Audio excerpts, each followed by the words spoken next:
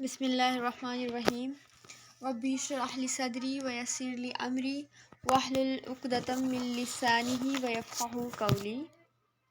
Students फिर आज absent ही हैं, आप ही मरियम पता नहीं क्यों नहीं आई। बहरहाल काफ़ी हमारा लॉस हो चुका है। आई थिंक हम स्टार्ट करते हैं अपना लेसन। जो नहीं है क्लास में तो उनको रिकॉर्डिंग शेयर कर दी जाएंगी। आज का हमारा जो लेसन है, बेसिकली आज हमने पोइम पढ़नी है। पोइम का नाम है द फेथ इज़ डेड। ठीक है, पोइम नंबर 4 है हमारी, जिसको आज हम पढ़ने जा रहे हैं, बाय सर थॉमस वाइट। तो पोइम को, टेक्स्ट को पढ़ने से पहले थोड़ा सा हम पोइम को एनालाइज कर लेते हैं, इसके इंट्रोडक्शन को, और इन चीज़ों के बारे में देख लेते हैं कि ये पोइम किस चीज़ के मुतालिक है, इसके अंदर क्या क्या चीज़ें पोइट ने डिस्कस की हैं और ये किस तरह की पोइम है। ठीक है, फिर इसके टेक्स्ट पे चलते हैं। ओके जी, introduction to poem what should I say. What should I say is basically a title that is given by Total, वो फ्रेंड थॉमस वाइट का जिसने इसकी पोइट्री को पब्लिश करवाया था। What should I say, ठीक है। इसके अलावा भी इसका टाइटल है जिसको हम कहते हैं कि द फेथ इज़ डेड। ठीक है, What should I say जो है बेसिकली ये first line of the poem है। मैंने पहले अपने पिछले लेक्चर्स में जब हम इसको पढ़ रहे थे तो मैंने एक्सप्लेन किया था कि सरे एंड वाइट की जितनी भी पोइम्स हैं उनके दो नाम होंगे, क्योंकि एक नाम वो जो कि टाइटल टोटल ने दिया, जो कि इनका फ्रेंड था जिसने ये पोएम्स पब्लिश करवाई, और दूसरा नाम पोएम की जो पहली लाइन है वो होगा। ठीक है, तो जो टोटल ने दिया है नाम वो है द फेथ इज़ डेड, और जो पोएम की पहली लाइन है बेसिकली वो है व्हाट शुड आई से। तो आप इन दोनों में से कोई भी काउंट कर सकते हैं, कोई भी बोल सकते हैं, कोई भी लिख सकते हैं, कोई भी यूज़ कर सकते हैं, एनीथिंग जो आप करना चाहें। ठीक है, तो दोनों टाइटल जो हैं वो एक्सेप्टेबल हैं और सूटेबल भी हैं। दूसरे नंबर पे इस पोएम का टाइटल भी थीम ओरिएंटेड ही है, ये बात जहन में रखनी है। आप इसको जहन में रखेंगे तो आगे पोएम को अच्छे तरीके से एक्सेस कर सकेंगी। Thomas White is a famous and well known in English poetry for bringing the sincerity, truth and originality of emotions to lyrical poetry. Sir Thomas white जो हैं वो इस चीज़ के लिए फेमस हैं, और वो ना सिर्फ फेमस हैं बल्कि जाने भी जाते हैं कि इंग्लिश पोइट्री के अंदर जितनी भी उन्होंने पोइट्री की है, अपनी पोइट्री की यानी कि जितनी भी उन्होंने पोएम्स लिखी हैं उनके अंदर उसने सिंसेरिटी, ठीक है, यानी कि मुखलिसी, ट्रुथ, सच्चाई और ओरिजिनलिटी ऑफ इमोशंस, सच्चे जज्बात पे मबनी उन्होंने पोइट्री लिखी है। The lyric under discussion. The lyric under discussion means the poem we are going to read. What should I say? Or the faith is dead. उस poem के अंदर is one, वो poem जो है वो क्या है? The lyric under discussion is one of the fine examples of the same nice claim of the poet. तो जो poem The faith is dead हम पढ़ रहे हैं, जिसको बेसिकली हम लिरिक भी बोलते हैं, तो पोएम क्या है? फाइन एग्जाम्पल है कौन कौन सी क्वालिटीज का जो ऊपर उसने बताई है, सिंसेरिटी का, ट्रूथ का और ओरिजिनलिटी ऑफ इमोशंस का। इस पोइट्री के अंदर उसने कहा है कि एक नाइस क्लेम है। क्लेम क्या? ये ऊपर जो चीज़ें वो sincerity, truth, originality of emotions को प्रेजेंट करने में वेल नाउन है। तो ये वेल नाउन जो जिस वजह से वो है, वो सारी चीज़ें हमें एक नाइस क्लेम से इस पोइट्री के अंदर मिलती हैं कि ये सारी चीज़ें हम ये जो poem the faith is dead है उसके अंदर पढ़ते हैं, देखते हैं और सुनते हैं। अच्छा, उसके बाद द पोएम और lyric too so to speak, इसको पोएम बोल लें या लिरिक बोल लें, जो पोएम है इसको आप पोएम बोल लें या लिरिक बोल लें, एक ही बात है। Is original in thought and style, ये बिल्कुल ओरिजिनल है, ना सिर्फ थॉट के अंदर बल्कि स्टाइल के अंदर भी। यहाँ पे उसने कॉपी नहीं किया किसी को, ठीक है, उसने अपनी रिहाइम स्कीम, अपना स्टांजिंग स्टाइल, अपना लैंग्वेज स्टाइल और अपने ही इमोशन और थॉट की बात की है। तो इसका मतलब है कि ये जो पोएम है ये कोई ट्रांसलेशन किसी की भी नहीं है, बल्कि ये एक होपलेसनेस पे बेस्ड एक पोएम है जिसके अंदर उसने ओरिजिनल थॉट्स, ओरिजिनल स्टाइल और ओरिजिनल इमोशंस, यानी कि everything is related to the poet that is mentioned in this poem. The feeling expressed in the lyric या poem are altogether real and genuine, and the reader feels as being swept off his feet by the true, real and forceful emotions and feelings of the poet. जब हम इस poem को पढ़ते हैं तो इसके अंदर जितनी भी उसने फीलिंग्स एक्सप्रेस की हैं इस लिरिक के अंदर, वो सब क्या है? वो एक रियल सुपरमेसी के अंदर एक जीनियन ही अपने अंदर वो एक जीनियटी रखते हैं, जीनियन है, और जब पढ़ते हैं तो रीडर फील करता है कि जिस तरह से पोइट ने एक्सपीरियंस किया इन चीज़ों को, जिसके अंदर जो है ट्रूथनेस है, रियलनेस है, फोर्सफुल इमोशंस हैं, और जो एक वैल्यूएबल फीलिंग्स हैं और एक वेलियंट और passionate feelings of the poet हैं, वो सारी जो इसके अंदर पोइट ने प्रेजेंट की हैं, वो सारी हमें ये चीज़ एक्सप्लोर करती हैं। वो हमें बताती हैं कि जब हम पढ़ रहे होते हैं तो हमें फील होता है कि लाइक ये पोइट का एक्सपीरियंस है, कोई इमेजिनेशन में ये बातें नहीं कर सकता, ठीक है। इमेजिनेशन बेस्ड या थ्रू ऑब्जर्वेशन कोई बंदा इतने जज्बात, आप कोई ऑब्जर्वेशन करके आप किसी दूसरे की कहानी लिखते हैं तो वो इतनी ओरिजिनल, और उसके अंदर जब हम पढ़ रहे होते हैं हमें पता चल रहा होता है कि उसके लफ्ज़ों के अंदर वो जो दर्द होता है या जो एक रिदम होता है वो नहीं होता, ठीक है। जब आप बीती लिखते हैं, अपने दर्द, अपने एक्सपीरियंसेस, इमोशंस को इन्वॉल्व, आपकी वो सारी चीज़ें इन्वॉल्व होती हैं उस एक पेज के ऊपर जिसके ऊपर आप लिख रहे होते हैं, तो पढ़ने से पता चल जाता है कि कौन सी चीज़ किसने कब कैसे और किस बेस पे लिखी है। We will throw a critical light on his poem what should I say in the next lines. अभी आगे चल के हम इसकी पोएम के ऊपर एक क्रिटिकल वे में इसकी पोएम को पढ़ेंगे ताकि मजीद जान सके कि ये इमोशंस, ये जो एक्सप्रेस फीलिंग्स है उसने एक्सप्रेस की हैं वो किस तरह की हैं, ठीक है। तो पोएम को स्टार्ट करने से पहले थोड़ी चीज़ें कुछ और हैं, उनको देख लेते हैं। रिहाइम स्कीम देख लेते हैं पोइट की कि किस तरह से है, क्योंकि जब हम ऊपर हमने बात किया कि ये ओरिजिनल है, जीनियन है इन थॉट एंड स्टाइल, तो देखते हैं स्टाइल किस तरह का है। The poem what should I से स्टैंड्स डिवाइडेड इनटू 4 स्टैंजाज। इसके अंदर बेसिकली 4 स्टैंजाज हैं, हर स्टैंजा के अंदर 7 लाइंस हैं, और रिहाइम स्कीम जो है वो है A B A B B A B A B B C C. Most of the lines are end stop. बहुत सारी लाइन्स, ज़्यादातर लाइन्स ऐसी हैं जिसमें पोइट ने एंड स्टॉप लाइन्स है, इसका मतलब है कि वो एक एक लाइन में अपनी बात को कंप्लीट करता चला गया है। And this thing gives a strangely strong feelings to the lyric.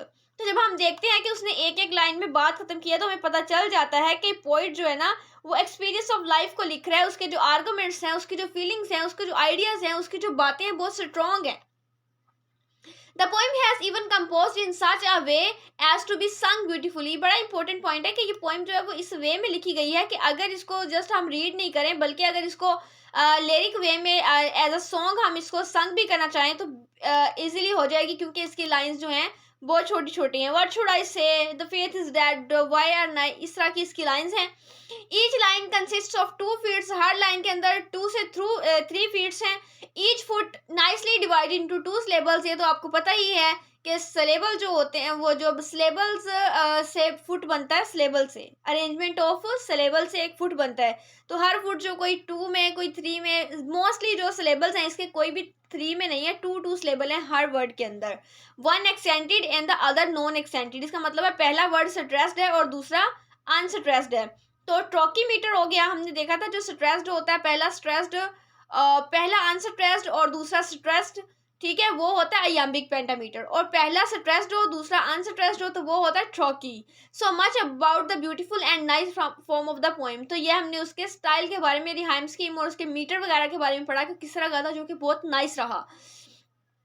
आगे देखते हैं more explanation about poem. So far as the thought content of the poem is concern, जहाँ तक हम कंटेंट जो पोइट ने मवाद यूज़ किया अपनी पोएम के अंदर, जिन आइडियाज़, जिन बातों को डिस्कस किया है, जहाँ तक उनकी बात है, कंटेंट की बात है, थॉट्स की बात है, the poet feels pathetic about his beloved. वो बड़ा मायूस होता है, पैथेटिक वे में सोच रहा होता है about his beloved having become double hearted. वो परेशान हो रहा होता है कि उसकी जो लवर है वो डबल हार्टेड हो गई है, ठीक है, ठीक है, उसने हिपोक्रेसी कर ली है, धोखा दे दिया, चीट कर लिया, डबल हार्टेड हो गई है। इसका मतलब है कि उसकी लाइफ के अंदर, उसके हार्ट के अंदर कोई दूसरा इंसान आ चुका है। बेसिकली वो कौन था? हेनरी 8 था। He feels small as she has left him all alone even after swearing sincerely about her love for him। वो बड़ा परेशान होता है, पोइट जो अपने आप को बड़ा छोटा महसूस कर रहा होता है कि उसकी वो बिलव्ड छोड़ गई जिसने इतनी कस्में खाई थी, स्वेरिंग की थी, वादे किए थे एक साथ रहने के, मुखलिस रहने से, एक दूसरे से लव करने के। वो कहते हैं it's not all about to जो accept. The poet feels rather shocked, उसको शॉक लगता है, पोइट शॉक्ड फील करता है to find out the total change in the behaviour of the beloved. वो कहता है एकदम से सडनली इतना चेंज हो जाना कि वो, मैंने आपको बताया ना, वो उसको इनकरेज करती थी, वो ये शो करती थी कि उसको भी बिलव्ड जो एन बोलीन है उसको भी इंटरेस्ट था थॉमस वाइट के अंदर। तो उसी ट्रस्ट में वो उसके साथ भी इंकरेजमेंट करती रही, लव करती रही, ठीक है, फ्लर्ट करती रही, फिकल माइंडेड होती ना वो। तो जब उसने देखा कि उसको उससे बेहतर कोई इंसान नज़र आ गया है, इवन दैट के हेनरी 8 जो कि किंग ऑफ द डे था, तो वो नज़र आ गया, तो उसने उससे मैरिज कर ली और थॉमस वाइट जो है वो एम्प्टी हैंडेड रह गया। तो वहाँ पे पोइट को बड़ा शौक लगता है कि ऐसे कैसे हो सकता है, वे इतनी जल्दी वो अपना बिहेवियर चेंज कर ले। और ना फिर ये होता है ना कि अगर आप किसी से दूर जा रहे हैं तो आप थोड़ा पहले उससे एंग्जाइटी फील करते हैं, ठीक है, आप फिर उसको उससे दूर रहने की, अवॉइड करने की कोशिश करते हैं, आप उससे बेजार होना स्टार्ट हो जाते हैं, फिर आप छोड़ते हैं। वो कहते हैं नहीं ऐसा कुछ नहीं हुआ, ठीक है। वो आज आप ये लगाने की एक सुबह के टाइम वो बड़ी इंकरेज कर रही थी, इंटरेस्टिंग थी, उसमें इंटरेस्ट ले रही थी, वो बड़ी सिंसियर थी। शाम को वो चेंज हो जाती है कि ये उसको पहचानने से भी इनकार कर दे, तो वो कहते हैं इतना sudden change, so it's not acceptable. Poet को शॉक कर देती है चीज। She had vowed to always be steadfast is no longer streaking to death. वो कहता है उसने कसम खाई थी, वोड उसने कसम खाई थी, मेरे साथ वादा किया था कि वो हमेशा अपनी मोहब्बत में उसके साथ साबित कदम रहेगी। वो कहता वो तो एक स्टिक, मतलब वो कहता है उसने इतनी लंबा तो क्या चलना था, तो वो तो एक झटका भी नहीं सह सकी है।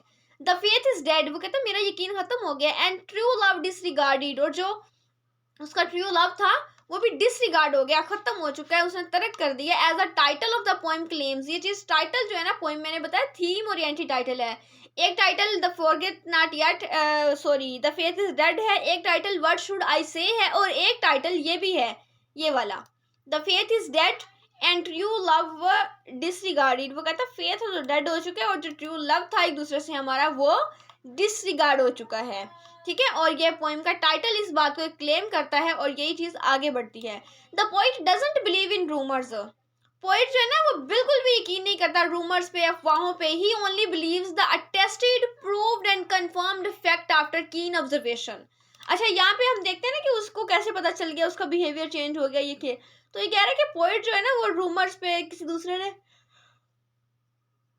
आके कोई बात बता दी आप उस पर यकीन कर लें, ऐसा नहीं है। पोइट ऐसा बिल्कुल भी नहीं करता। वो किस चीज पे बिलीव करता है, जो अटेस्टेड होती है, ठीक है, जो अप्रूव्ड होती है, जो प्रूव्ड होती है, जो बिल्कुल पक्की होती है, कंफर्म होती है, और फिर वो उस फैक्ट के पीछे बड़ी उसकी कीन ऑब्जर्वेशन होती है, ठीक है। कीन ऑब्जर्वेशन मीन कि बड़ी अच्छे तरीके से इंटरेस्टिंगली आप कोई किसी बात पे गौर फिक्र करते हैं वो। He has had a keen observation of the behavior of the beloved and has reached the conclusion, उसने बड़ी जो बिहेवियर था अपनी बिलाव्ड का उसको बड़ा कीन तरीके से ऑब्जर्व किया, और उसके बाद वो इस नतीजे पे पहुंचा that after all she has betrayed him. फिर वो इस नतीजे पे पहुंचता है उसको एनालाइज करने के बाद, उसके बिहेवियर को ऑब्जर्व करने के बाद, कि उसकी जो बिलाव्ड है वो बीट्रे कर चुकी है, उसको धोखा दे चुकी है। एंड हैज फैल्सिफाइड हर वॉज और प्रोमिसेस, जितने भी उसने वादे और कस्में उठाई थी, वादे किए थे, कस्में उठाई थी, उन सबको उसने फैल्सिफाइड कर दिया है, जुटला दिया है, झूठा साबित कर दिया है। The poet therefore feels sad, तो यहाँ पे पोइट जो है सैड फील करता है, एंड ब्रोकन हार्टेड, बड़ा उसका दिल टूटा हुआ है। He feels forsaken and cheated in the field of love which rules man's life, वो फील्ड ऑफ लव जो होती है, जो कि एक इंसान की लाइफ के ऊपर रूल करती है, वो उसकी एक रियल जो उसका पूरा एक सिस्टम होता है वो सारा जो है फॉरसेक हो गया। और पोइट को चीट कर दिया उस सारे सिस्टम ने, जो उसकी एक्सपेक्टेशंस थी उसकी एक्सपेक्टेशन से बिल्कुल जो है वो अगेंस्ट चला जाता है, ठीक है। आई होप कि इंट्रोडक्शन ऑफ द पोइम समझ आ गया होगा कि पोइम किस टाइप की है। अब जरा पोइम की टेक्स्ट को देख लेते हैं कि टेक्स्ट पोइम का क्या कहता है। जी, तो आपकी पोइम स्टार्ट होती, पोइम जो है what should I say by sir Thomas Wyatt. What should I say, the first line of the poem है कि व्हाट शुड आई से, पोइट कहता है मुझे क्या कहना चाहिए इस सिचुएशन में, जबकि सिंस फेथ इज डेड, जब उसका यकीन खत्म हो चुका है, बल्कि खत्म क्या, मुर्दा हो चुका है, मर चुका है, बिल्कुल ही वो फिनिश हो चुका है। एंड ट्रूथ अवे, और सच्चाई वो कहता है इतनी दूर चली गई है कि उसके बारे में सोचना महाल है।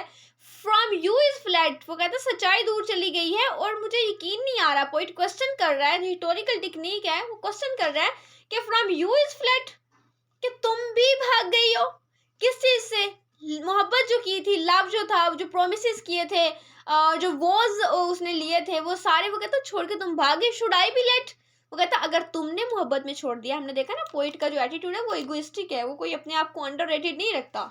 तो वो कहता अगर तुमने छोड़ दिया, शुड आई बी लेट, मुझे भी ऐसे ही करना चाहिए तुम्हारे साथ जैसा तुमने मेरे साथ किया।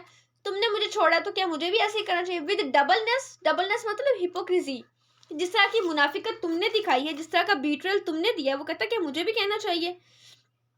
वो क्या कहता है, व्हाट शुड आई से, फर्स्ट लाइन पे जाएं, वो कहता है व्हाट शुड आई से now that you have lost faith and truth.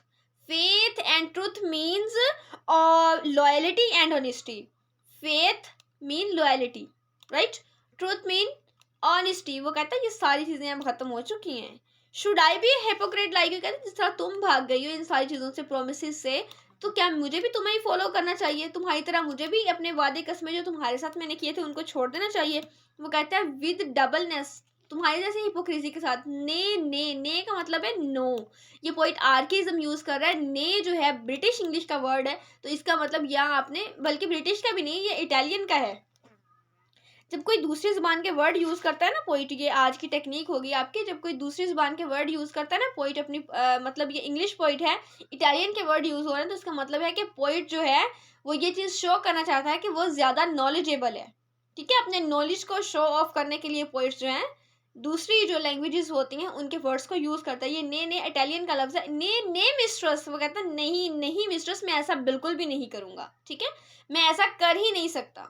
तो एक स्टांजा 1, लाइन नंबर 1 2 3 4 5 6 7, 7 नंबर के स्टांजा को क्या बोलते हैं? Do you know about this?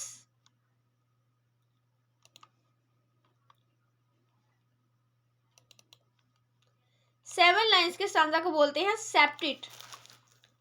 Wait, ये नहीं चलेगा, we have a text here. 7 line stanza होता है सेप्टेट।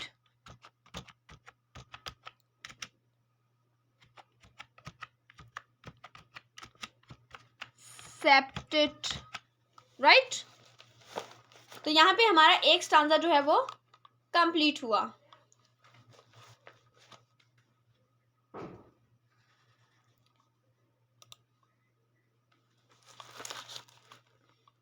फिर आगे आ जाएं।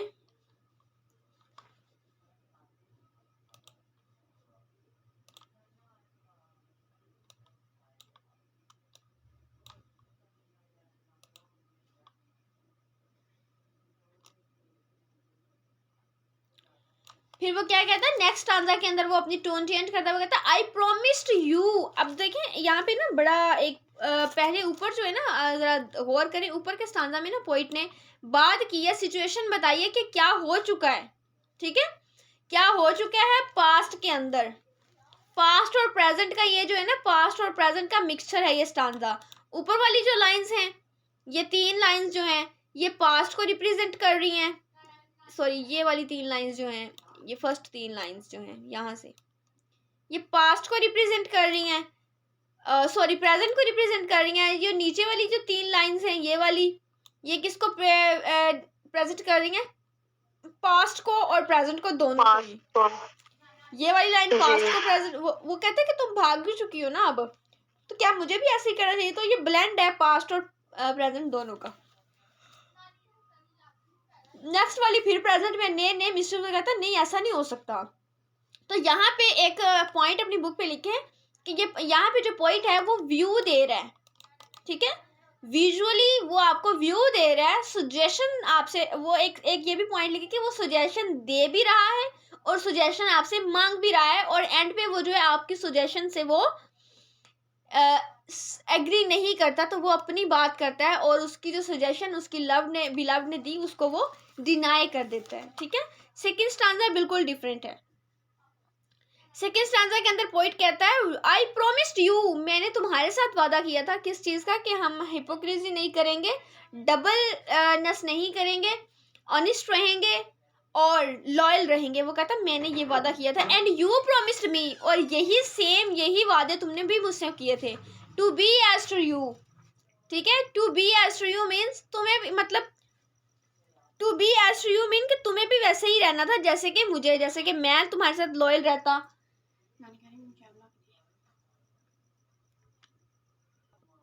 जी, तो वो कहता है वो ऐसी बातें, ऐसी ही चीजें जैसे कि मैंने आपसे बोली थी, वही चीजें वही बातें तुमने भी मुझसे कहा था to be as to you, हमारे इस दरमियान ये वादा हुआ था कि जिस तरह से मैं टू यू रहूंगा, टू यू का मतलब ऊपर हमने पढ़ा ना लॉयल, ऑनेस्ट, वैसे ही तुम भी रहोगी। एज आई वुड बी, वो कहता जिस तरह से मैं बिहेव करूंगा वैसे तुम बिहेव करोगी, ठीक है। तो ये उनके दरमियान एग्रीमेंट नहीं हुआ था कि जिस तरह से बिलव्ड बिहेव करेगी वैसे जो है उसका लवर बिहेव, उसने कहा था जिस तरह से लवर रहेगा वैसे बिलव्ड रहेगी। वो कहता बट सिंस आई सी, लेकिन कहता मैं तब से देख रहा हूँ योर डबल हर्ट, मुझे पता चल गया कि तुमने चीट कर दिया, तुमने वो जो वादा किया था उसको चीट कर दिया, अब तुमने मुझे चीट कर दिया, जो प्रोमिसेस और जो वॉर्स किए थे वो तुमने ब्रेक डाउन कर दिए, डबल हार्टेड हो गए। फेयरवेल माई पार्ट, वो कहता मेरी तरफ से फेयरवेल है तुम्हें, अलविदा, ठीक है। काम हमारा जो हमारा साथ था वो यहीं तक था, वो खत्म हुआ। तो जरा समराइज कर लें इसको। वो कहता है कि we promise to be loyal to each other. ऊपर वाली 2 लाइंस में वो कह रहा है कि हमने एक दूसरे से प्रॉमिस किया था, we promised to be loyal and honest to each other, एक दूसरे के साथ। वो कहता है आगे वाली लाइन में कहता है to be as to you as I would be, कहता है you said you would be as loyal to me as I was to you, तुमने कहा था कि तुम मेरे साथ उतनी ही मुखलिस और लॉयल रहोगी जिस तरह के मैं। बट नाउ, कहता अब ये 2 लाइंस वो हो गई, अब आगे वाले देखो। बट नाउ, वो कहता but now that I see that your love for me is shared by someone else, वो कहता मुझे पता चल गया कि तुम डबल हार्टेड हो गई हो, तुम्हारा जो मेरे लिए लव था वो तुमने शेयर करना स्टार्ट कर दिया किसी और के साथ। I give you back the share that I have got, वो कहता मैंने जो तुम्हारे दिल में मेरी मोहब्बत थी वो मैंने अपनी वापस कर ली, ड्रॉ बैक कर ली, ठीक है। और अब जो है जितना शेयर मैंने दिया था, यानी कि जिस पॉइंट पे तुम मुझसे लव करती थी वो मैंने छोड़ दिया अब, ठीक है। मेरी तरफ से फेयरवेल है, तुम आज़ाद हो, मेरा पार्ट या मेरा शेयर बीच में नहीं रखो, तुम अपनी करने में एवरीथिंग में तुम आज़ाद हो, तो जाओ जो करना चाहती हो वो करो, ठीक है। फिर आगे क्या कहता है पोइट, वो कहता है thou far to take it's not my mind, कहता यू कांट यू, कहता कि तुम जो है ना वो डिनाई नहीं कर सकती। thou far to take it's not my mind but to forsake one so unkind as I find so will trust farewell and just। ओहो, यहाँ पे तो पोइट जो है ना बड़ा ही दुखी हुआ है बेचारा। वो कहता है कि you cannot deny that you promised to obey me all your life, कहते कि तुम इस फैक्ट से डिनाई नहीं कर सकती, तुम्हें इस कोई हक ही नहीं पहुंचता, ठीक है, कि तुमने मुझसे ये वादा किया था कि ऑल जो तुम्हारी लाइफ है वो तुम मुझे ओबे करोगी, ठीक है। वो कहते तुम इससे जो है वो ओबे नहीं कर डिनाई नहीं कर सकती कि तुम पूरी लाइफ जो है मुझे ओबे करेगी। फिर वो कहते हैं and then you have thus betrayed me by breaking your promise, कहता लेकिन it's not my mind but to forsake, वो कहता लेकिन तुमने क्या किया, तुमने किसी और की मोहब्बत के लिए उन असूलों को तोड़ दिया जो हमने बनाए थे एक दूसरे के लिए, जब हम दोनों एक दूसरे से मोहब्बत करते थे। फिर कहते therefore I leave you, कहता इसीलिए but to forsake therefore I leave you one so unkind, कहता मैं तुम्हें छोड़ रहा हूँ, Therefore I leave you without even a parting kiss। वो कहता है जब हम एक दूसरे अलग होते हैं कोई 2 लोग, तो वो कोई बात करते हैं, ठीक है, कोई काइंडली मतलब एक उनका एक जो कस्टम था कि वो किस करते थे, पार्टिंग किस जिसको बोलते हैं, तो वो कुछ भी नहीं की पोइट ने। पोइट गुस्से में है, उसकी ईगो हर्ट हुई, तो वो कह रहा है कि अगर तुमने वादा तोड़ दिया जो तुमने किया था कि लाइफ मुझे ओबे करोगे, तुमने अगर तोड़ दिया, वो असूल तोड़ दिए, तो जब कोई असूल हमारी मोहब्बत के दरमियान रहा ही नहीं है, तो ये भी असूल नहीं होना चाहिए कि जब पार्ट करें, जब आप डिपार्ट करें एक दूसरे से जुदा हों, तो एक पार्टिंग किस होनी चाहिए। वो कहता है मैं भी कोई रूल फॉलो नहीं करूँगा। तो फिर आगे वो कहता है एज सो अनकाइंड का मतलब है कि मैं पार्टिंग किस नहीं दूंगा। एज आई फाइंड, वो कहता है जिस तरह मैंने जाना समझा, सो विल ट्रस्ट, कहता मेरा जो ट्रस्ट का लेवल था ना वो और था। वो कहता thank god I have enjoyed love 20 times more than one present take away from way. वो कहता मैं as I find so will trust, वो कहता मैंने जितना अरसा लव किया है ना जब तक वो बिलावड उसके साथ थी, वो कहता मैं थैंक गॉड करता हूँ इस चीज़ पे कि जितनी देर मतलब जितना अरसा भी एन बोलीन उसके साथ इंटरेस्ट शो करती थी, वो कहता मैंने 20 टाइम्स ज़्यादा इंजॉय किया है जितना अभी जिसके साथ तुम शादी करने जा रही हो, मैरिज तुम्हारी हो रही है, तो उसके साथ मतलब हेनरी 8, वो कहता जितना एंजॉय करेगा ना परमानेंटली तुम्हारे लव को, तो जो टेम्पोररी टाइम स्पेन था जिसके अंदर उसने लव किया, जो कि जिसकी कोई कदर कीमत कुछ भी नहीं था। तो वो कहता है मैंने ज़्यादा इंजॉय कर लिया बशर्त एज़ कम्पेयर टू वो न्यू लवर जो है तुम्हारा उससे, क्योंकि उसको पता था कि इंजाम क्या होना है। तो वो कहता वो इंजॉय नहीं कर सकेगा इतना जितना मैंने कर लिया। सो कहता सो विल ट्रस्ट, वो कहता यकीन करो ऐसा ही होगा। फेयरवेल अनजस्ट, वो कहता अलविदा, मैंने अपनी तरफ से जो है ना काम पूरा कर दिया। मेरी तरफ से तुम्हारे ऊपर अब कोई भी जो शर्त आयद होती है ना, कोई भी चीज़ नहीं है। वो कहता है you are free from this, ठीक है। उसकी तरफ से वो अपने अपनी मोहब्बत से उसको आज़ाद कर दिया कि तुम आज़ाद हो, जो प्रोमिस वगैरह तुमने किए थे वो सबको छोड़ो और जाओ अपनी ज़िंदगी जियो, मुझे कोई एतराज़ नहीं है। वो कहता कैन वी से ने, कहता क्या हम ना कह सकते हैं। But you said that I always should be obeyed and thus betrayed. Oh, that I wished farewell unkissed.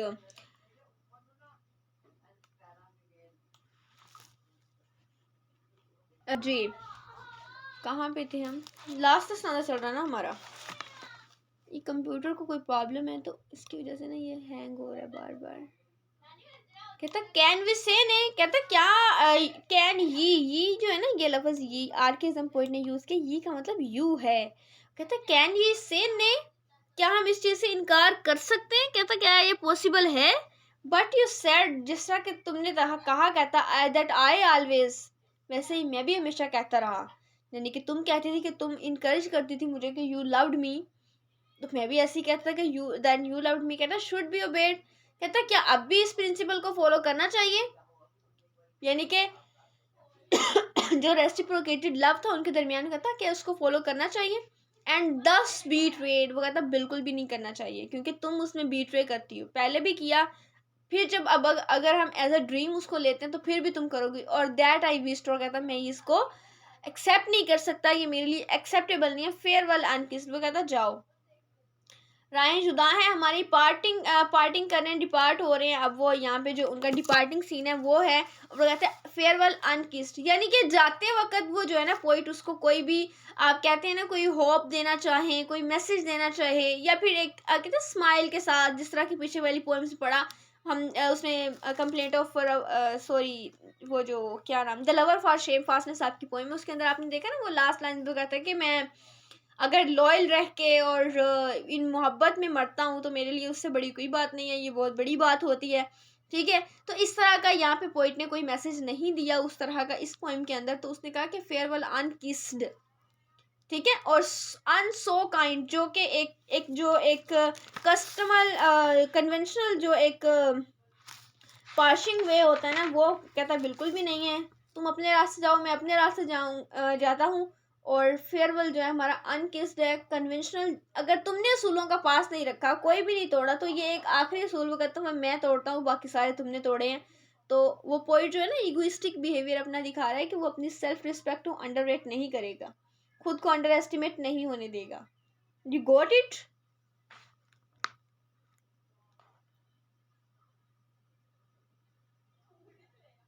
Zainab, you got it?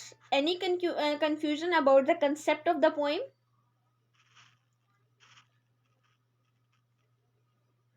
तो मैम ये बस बता दें, सेकंड लास्ट लाइन में लिखा हुआ है और दैट आई विस्ट, ये विस्ट का क्या मीनिंग है?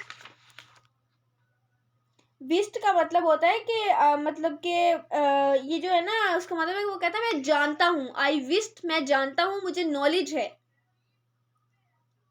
कि तुम आगे भी वही करोगी जो तुमने पीछे किया। ये बात हमने की ना, वो कहता है आई नो, मैं समझ सकता हूँ, मैं जान सकता हूँ, मुझे पता है। विस्ट का मतलब होता है जानना, अंडरस्टैंड करना, नाओ करना,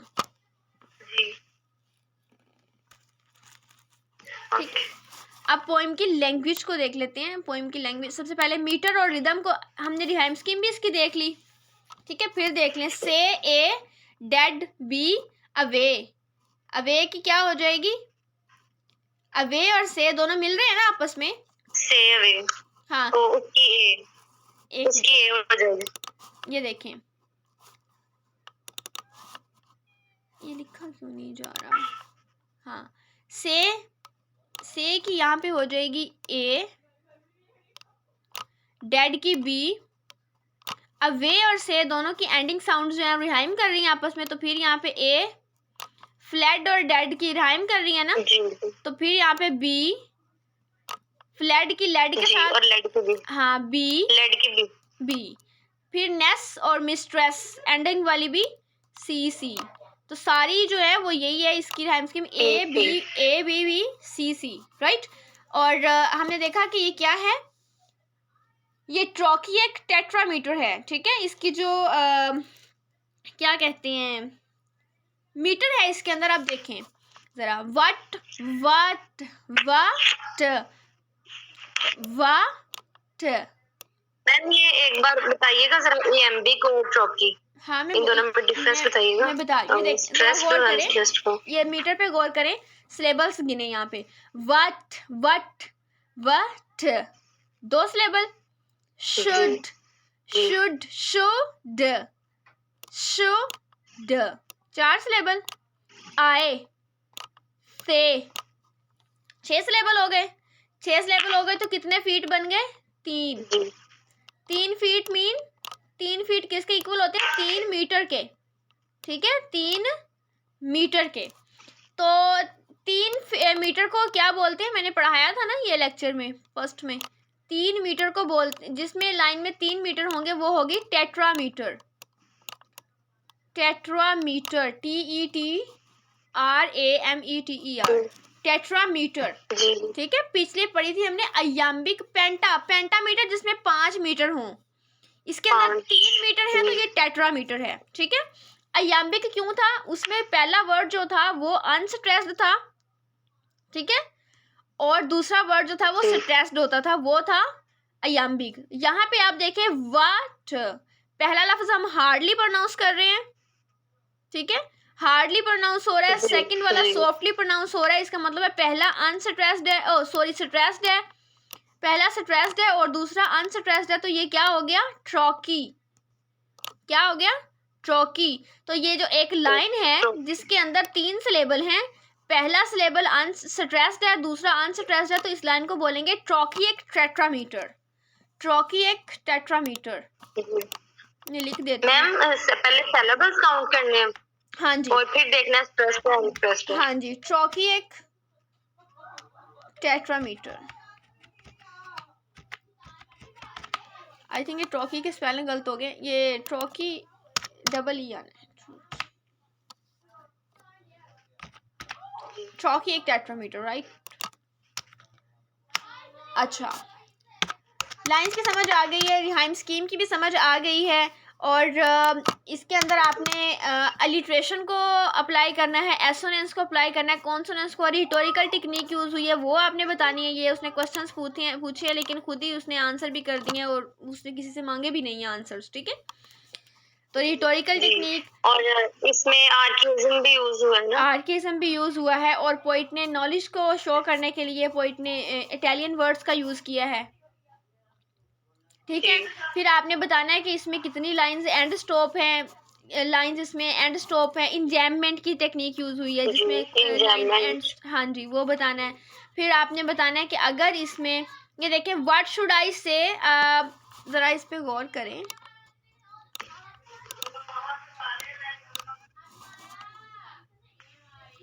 मीटिंग ख़त्म होने में जस्ट 2 मिनट, 1 मिनट रह गया। अच्छा, इसके अंदर थीम्स आपने आज ढूंढनी है, आपका जो मेन टास्क है ना वो थीम्स ढूंढने का है। आज आपका टास्क ये है कि कल सुबह 8 बजे तक अगर पॉसिबल हो सके आज रात में थीम्स ढूंढ के मुझे आपने इनबॉक्स करनी है, ठीक है। कितनी थीम्स मैक्सिमम आपने जी टेक्स्ट की ना 10 थीम्स आपने मुझे करनी है। असाइनमेंट से पहले आपने मुझे वैसे मैसेज कर देना या पेज पे लिख के, ये आपकी असाइनमेंट है कि 10 थीम्स आपने निकाल के सेंड करनी है। मैं देखूंगी सही है, अगर नहीं ठीक होंगी तो मैं कल आपको गाइड कर दूंगी। और इसकी आपने क्रिटिकल एप्रिसिएशन का वे पता है ना, जी जी, तो वो क्रिटिकल एप्रिसिएशन करनी है इसकी। और जो इसका ये फर्स्ट वाला स्टांजा है ना, फर्स्ट ये वाला, इसकी आपने RTC करनी है, तो उसके अंदर सारी चीज़ें मेंशन करनी है। ये जो आपकी क्या कहते हैं, ये रिहाइम स्कीम है, मीटर वगैरह के बारे में, लिटरेशन के बारे में, स्टांजा का जो स्टाइल है वो अब्रप्ट स्टाइल है। उसने देखें कोई पहले तहमीद नहीं बांधी, कुछ नहीं बांधा, उसने डायरेक्ट कहना स्टार्ट कर दिया, ठीक है। ये अब्रप्ट स्टाइल है पोइट का। ये भी लिखना है कि जो उसका स्टांजा का वे है स्टार्ट होने का वो अब्रप्ट है।